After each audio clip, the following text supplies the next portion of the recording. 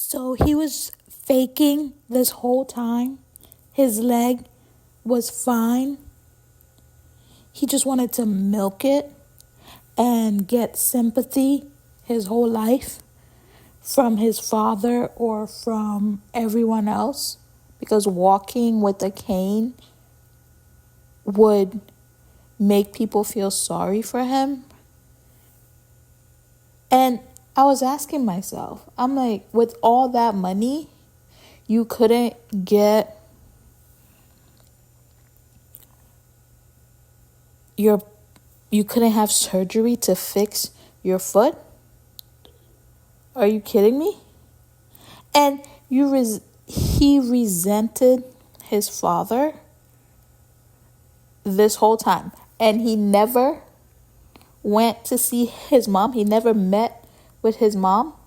Like, you didn't even try to find out what really happened this whole time. You're resenting Dogu. You're resenting your dad. You're resenting the whole family. You didn't even try to figure out what happened. That's crazy.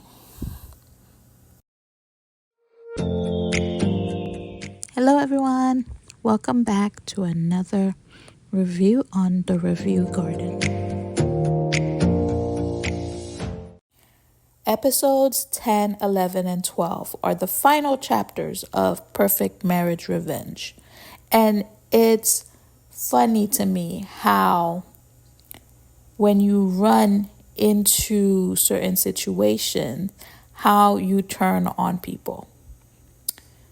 Yura dropped her mom's hand just as soon as her dad was like, if you go with your mom, I'm no longer going to take care of you.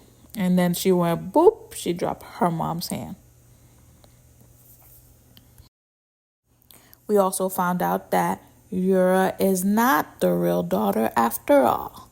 Such a shocker. She's actually the other guy's daughter. So the evil version of Cinderella's stepmom really tried to run this girl off the road.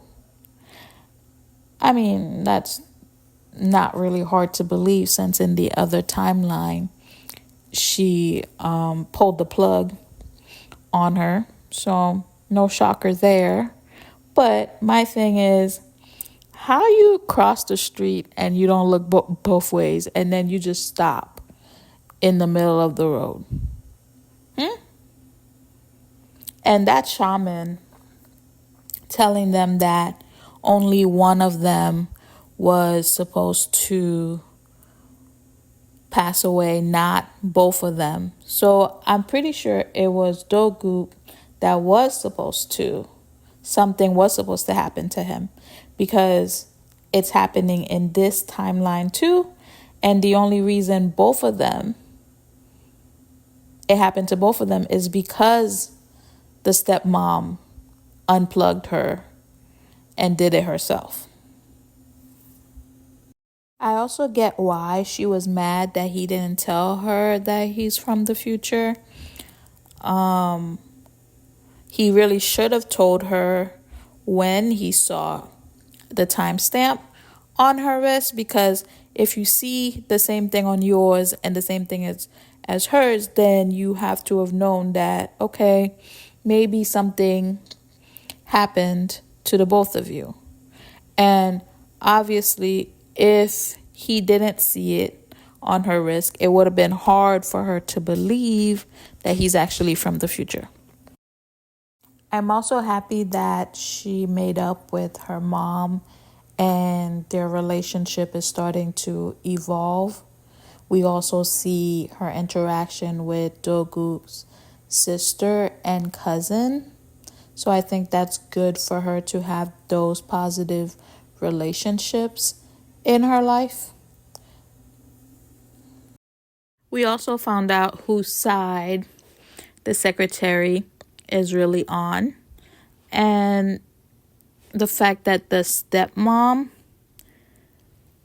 took his dad and faked his death just so that she can have him recreate copies of his own work. How twisted is that?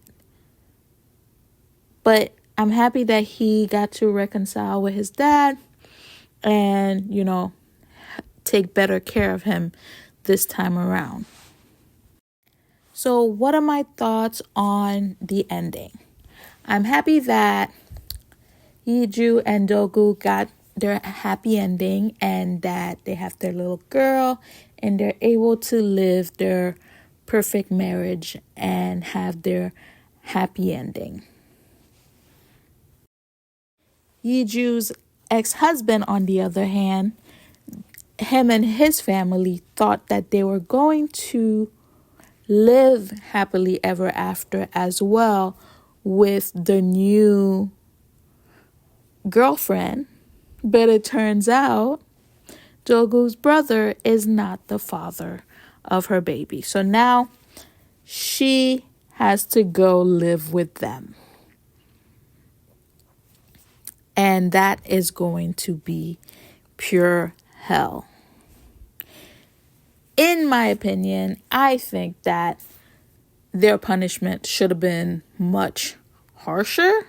Because if you really think about it, when you look at it, the only two people who were sent to jail was the stepmom and Dogu's brother. And then after that, no one else really got a punishment. The father, Yeju's father, didn't really get a punishment. Yura finding out that Dogu's brother is not really her baby daddy, I guess, is some sort of punishment on its own. And I guess for the ex-husband's family, living with Yura is probably going to be like hell itself. So I guess in a way, maybe. But I think the punishment was small to the amount of emotional damage that she caused to Yeju. All in all, I would give it a 4 out of 5 stars.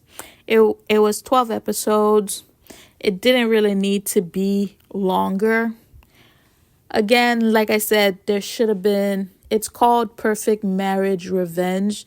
So there should have been more revenge for the way they used their words, for the way they schemed, for all the bad things that they did. I feel like I said before, there should have been, it should have been more dramatic, much more revenge, as the title says, Would I recommend this series? Yes, because it's a good watch. You can get through it very easily. Would I watch it again? Probably not. So that is it for my review on Perfect Marriage Revenge. Thank you for joining me for this review. If you are interested in listening to any of my other K-drama reviews or reaction, be sure to check out the channel. And until next time, bye.